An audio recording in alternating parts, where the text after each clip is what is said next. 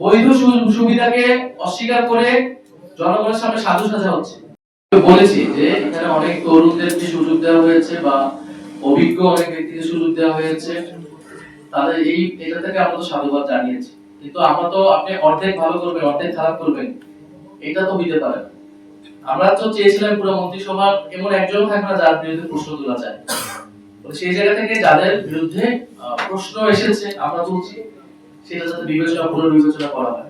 কারণ না হলে এই মন্ত্রিসভা আসলে জনগণের যে আকাঙ্ক্ষা, দুর্নীতির বিরুদ্ধে যে অবস্থান, সেটা তো আসলে নিশ্চিত করতে পারবে না। কারণ আপনি দেখেন তিনটা আরো এরকম কয়েকটা বড় বড় বাজেটের মন্ত্রণালয়গুলো দেওয়া হয়েছে বিভিন্ন ব্যবসায়ী যাদের ঋণগ্রস্ত যারা, ফলে তারা তো এই মন্ত্রণালয়গুলো থেকেই দুর্নীতির এবং আর্থিক অসচ্ছতার কার্যক্রমগুলো করবে। একদিকে তারা বলছে প্লট নিবে না, তারা গাড়ি নিবে না, কিন্তু তারা ঋণ খেলাপিদেরকে সংসদে নিয়ে গেল, ঋণ খেলাপিদেরকে তারা মন্ত্রিসভায় স্থান দিচ্ছে।